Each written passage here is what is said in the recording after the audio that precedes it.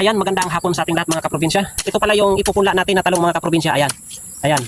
So, magandang klase ito mga kaprobinsya na pananim. Itong buto na gagamitin natin. Dahil kung nakikita nyo mga kaprobinsya, hindi to yung kamuka ng ating tanim na dati na kahit isang variety pero tatlong klase yung lumalabas mga kaprobinsya, na yung may kulay white na parang burit siya, at yung maikli siya na sobrang lalaki. Yung una natin na naitanim na ibinigay lang naman sa akin ng nanay ko yung buto na yon.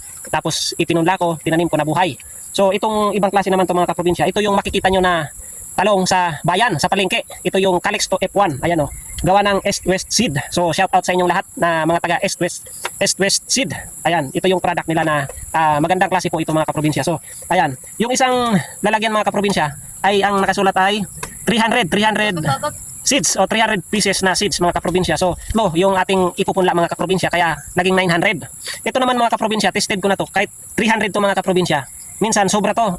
May pasobra to sila, si East-West Seed mga kaprobinsya, may pasobra to. Minsan sobra ng 30 piraso o 40 piraso itong laman nito mga kaprobinsya. Kaya kahit hindi mabuhayan man mga kaprobinsya ng 100 sa 900 mga kaprobinsya, ay mayroong 800 pa tayong itatanim na talong mga kaprobinsya. So napakarami pa rin nun mga kaprobinsya. At ito mga kaprobinsya, mataas yung germination nito mga kaprobinsya. Kaya malaking chance na ito ay mabuhay lahat, itong ating itatanim, at alagaan natin mga kaprobinsya. So tara, ito ipunla na natin ito mga kaprobinsya. So ang naisip ko, ilalagay ko dito mga kaprobinsya yung buto, para hindi tayo mahirapan sa pagpupunla mga kaprobinsya. Ayan, ilalagay ko dito mga kaprobinsya.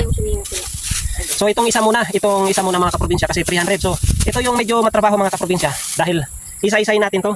Sa ayan mga kaprobinsya, nakasealed pa. Ayan nakasealed pa yung ang ganda.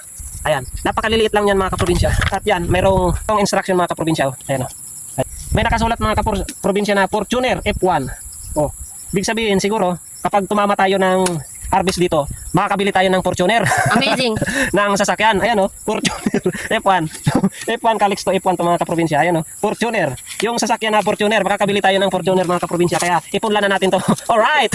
Ayan mga kaprobinsya. So karang lang. Okay. So yan ang mga kasi ito. Ayan. Yan ang mga kaprobinsya. Ayan.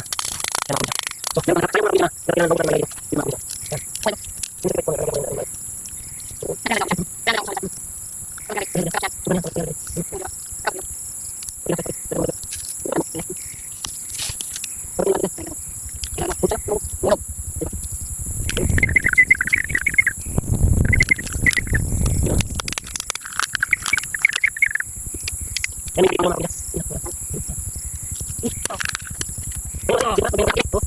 Ini